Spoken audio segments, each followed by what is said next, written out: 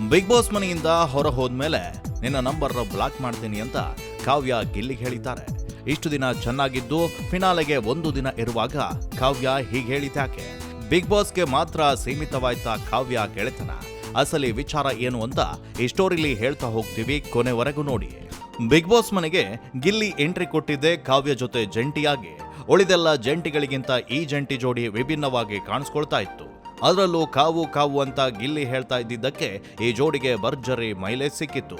Weekend ನಲ್ಲಿ ಕಿಚ್ಚ ಸುದೀಪ್ ಬಂದಾಗಲೂ ಈ ಜೋಡಿಯನ್ನ ಮಾತಿಗೆ ಎಳಿತಾ ಇದ್ರು. ಗಿಲ್ಲಿ ಮಾಡ್ತಿದ್ದ ಕಾಮಿಡಿ ನೋಡಿ ಸುದೀಪ್ ಅದೆಷ್ಟು ಬಾರಿ ಬಿದ್ದು ಬಿದ್ದು ನಕ್ಕಿದ್ದಾರೆ.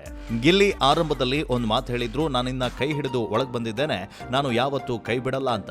ಅದರಂತೆ ನಡೆದುಕೊಂಡಿದ್ದಾರೆ. ಯಾವುದೇ ಗೇಮ್ ಇರಬಹುದು, ಅಶ್ವಿನಿ ಗೌಡ ಜೊತೆ ಜಗಳ ಆಗಿರ್ಬೋದು, ಎಲ್ಲ ಸಂದರ್ಭದಲ್ಲೂ ಕಾವ್ಯಗೆ ಸ್ಟ್ಯಾಂಡ್ ತೆಗೆದುಕೊಂಡಿದ್ದು ಗಿಲ್ಲಿ. ಇದು ಗೆಳೆತನವೋ ಪ್ರೇಮವೋ, ಆದ್ರೆ ಒಬ್ಬರನ್ನೊಬ್ಬರು ಬಿಟ್ಟುಕೊಡದೆ ಆಟವನ್ನ ಆಡ್ತಾ ಇದ್ರು. ಗಿಲ್ಲಿಯು ಆಗಾಗ ಕಾವ್ಯಗೆ ಐ ಲವ್ ಯು ಅಂತ ಹೇಳಿ ಕಾಟವನ್ನ ಕೂಡ ಕೊಟ್ಟಿದ್ದಾರೆ. ಕಾಮಿಡಿ ಮಾಡುತ್ತಾ ಪಂಚ್ ಹೊಡೆಯುತ್ತಾ ಕಾವ್ಯ ಜೋಡಿ ಇಡೀ ಸೀಸನ್ ಅನ್ನ ಕಳೆದಿದ್ದಾರೆ. ಆದ್ರೆ ಗಿಲ್ಲಿ ಇಷ್ಟು ಕೇರ್ ಮಾಡಿದ್ರು ಕಾವ್ಯ ಆವಾಗ ಗಿಲ್ಲಿ ಮನಸ್ಸಿಗೆ ನೋವುಂಟು ಮಾಡಿದ್ದುಂಟು, ಕೇವಲವಾಗಿ ಮಾತನಾಡಿದ್ದೂ ಇದೆ. ಆದ್ರೆ ಕಾವ್ಯ ಫ್ಯಾಮಿಲಿ ಒಳಗ್ ಬಂದಾಗ ಗಿಲ್ಲಿಯಿಂದಲೇ ಕಾವ್ಯ ಅಂತ ಮನವರಿಕೆಯನ್ನ ಮಾಡಿಕೊಟ್ರು. ಕಾವ್ಯ ಅಪ್ಪ ಅಮ್ಮ ಗಿಲ್ಲಿಗೆ ಬ್ರಾಸ್ಲೈಟ್ ಕೂಡ ಕೊಟ್ಟಿದ್ರು. ಗಿಲ್ಲಿ ಕ್ಯಾಪ್ಟನ್ ಆದ್ಮೇಲೂ ಕಾವ್ಯಗೆ ಸ್ಟ್ಯಾಂಡ್ ಅನ್ನ ತೆಗೆದುಕೊಂಡ್ರು. ಮೂರು ಬಾರಿ ನಾಮಿನೇಟ್ ಮಾಡೋದಕ್ಕೆ ಅವಕಾಶ ಇದ್ರು, ಕಾವ್ಯನ ಸೇಫ್ ಮಾಡಿದ್ರು. ಕಾವ್ಯಗಾಗಿ ತನ್ನ ಆಟ ಹಾಳು ಮಾಡ್ಕೊಳ್ತಿದ್ದಾನೆ ಅಂತ ವಿರೋಧಿಗಳು ಆಡಿಕೊಂಡ್ರು. ಗಿಲ್ಲಿ ಮಾತ್ರ ಏನೇ ಆದ್ರೂ ಕಾವ್ಯಳನ್ನ ಬಿಟ್ಟುಕೊಟ್ಟಿಲ್ಲ.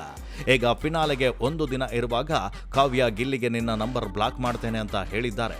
ಅಷ್ಟಕ್ಕೂ ಆಗಿದ್ದೇನು ಅಂದ್ರೆ, ಫಿನಾಲೆಗೆ ಬಂದಿರುವ ಉಳಿದ 6 ಸ್ಪರ್ಧೆಗಳಿಗೆ ಹಳೆ ಕಹಿ ಘಟನೆಗಳನ್ನ ಮರೆತು ಪರಸ್ಪರ ಕ್ಷಮೆ ಕೇಳುವ ವಿಶಿಷ್ಟ ಚಟುವಟಿಕೆಯನ್ನ ಬಿಗ್ ಬಾಸ್ ನೀಡಿದ್ರು.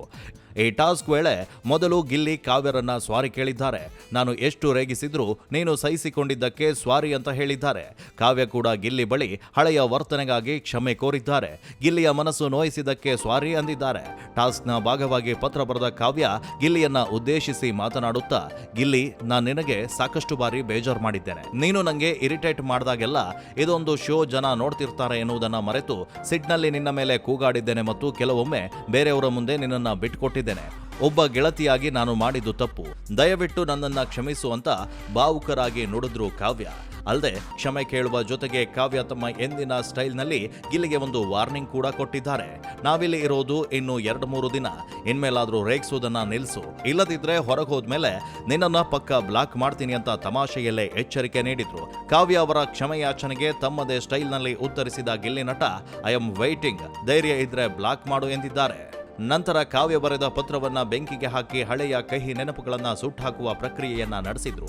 ಈ ವೇಳೆ ಗಿಲ್ಲಿ ಸಪ್ತಪದಿ ಇದು ಸಪ್ತಪದಿ ಎಂದು ಹಾಡು ಹಾಡುವ ಮೂಲಕ ಕಾವ್ಯರನ್ನ ಮತ್ತೆ ರೇಗಿಸಿ ಕಾಲೆಳೆದಿದ್ದಾರೆ. ವೇದಿಕೆಯಿಂದ ಇಳಿದ ಬಳಿಕ ಗಿಲ್ಲಿ ಕಾವ್ಯರತ್ತ ಕೈಕೊಟ್ಟು, ಕೈ ಕೊಡು ಈಗ ಎಂದು ಹೇಳಿದ್ದಕ್ಕೆ ಆಗ ಕಾವ್ಯ, ನನಗೆ ಕೈಕೊಟ್ಟು ಅಭ್ಯಾಸ ಇಲ್ಲ ಎಂದಿದ್ದಾರೆ. ಅದಕ್ಕೆ ಗಿಲ್ಲಿ, ಕೈ ಹಿಡಿದು ಅಭ್ಯಾಸ ಅಲ್ವಾ ಎಂದಿದ್ದಾರೆ. ಕೊನೆಗೆ ಗಿಲ್ಲಿ, ನಮ್ಮಿಬ್ಬರ ಒಂದು ಫೋಟೋ ತೆಗಿರಿ ಅನ್ನುತ್ತಾರೆ. ಒಟ್ಟಾರೆ ಇಬ್ಬರ ಜೋಡಿ ವೀಕ್ಷಕರಿಗೆ ಭರ್ಜರಿ ಮನರಂಜನೆಯನ್ನ ನೀಡ್ತಾ ಇದೆ. ಸ್ವಾರಿ ಕೇಳಿ ನಂಬರ್ ಬ್ಲಾಕ್ ಮಾಡ್ತೀನಿ ಅಂತ ಕಾವ್ಯ ಕೊಟ್ಟ ಎಚ್ಚರಿಕೆಯ ಬಗ್ಗೆ ನಿಮಗೆ ಅನ್ನಿಸ್ತು? ಕಮೆಂಟ್ ಮಾಡಿ ತಿಳಿಸಿ.